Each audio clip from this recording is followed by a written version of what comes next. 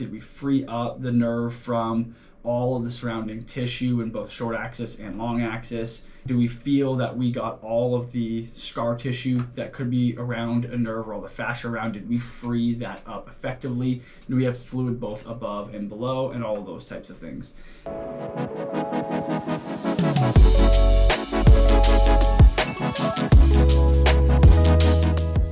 One of the big distinctions between a nerve hydrodissection and nerve block that I want to go over is that when you're doing a block versus a hydrodissection, your mindset has to be really, really different.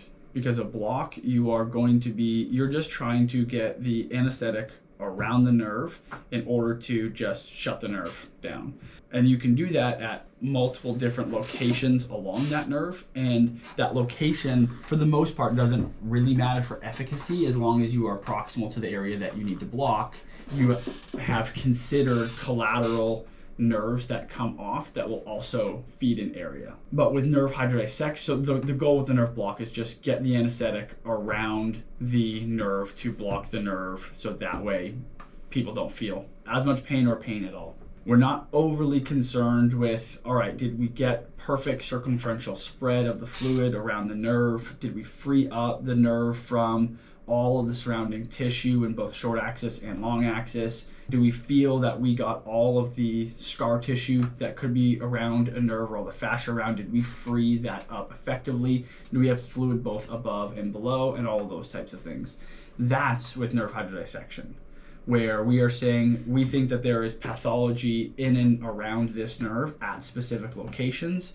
And so our choice of location is really important because it may be going through a fibrous tunnel, or it may be going through a fascial sheath or through a muscle, and we need to be specific at that spot as opposed to proximal or distal. And then also the quality of what the nerve looks like when you're done the hydrodissection.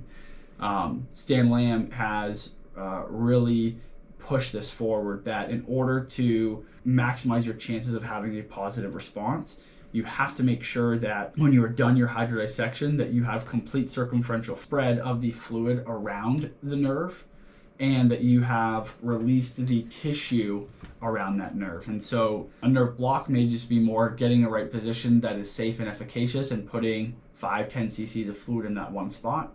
Whereas a nerve hydrodissection is going to be a little bit more meticulous on, okay, my fluid is flowing really well in the superior medial aspect of this, but I'm not getting infralateral spread, and so I need to redirect, and I need to spend the time to actually go move the needle, try and do little boluses of fluid to free that fascia more, and you might need to also then take a different approach. And so another good example is if we're trying to, like 2 weeks ago, we did a brachial plexus hydrodissection at the interscaling groove. And if you are doing a block of the interscaling brachial plexus, all you need to do is get your needle in that fascia and put your 10 cc's. Like, you don't need to do anything special. One spot is sufficient.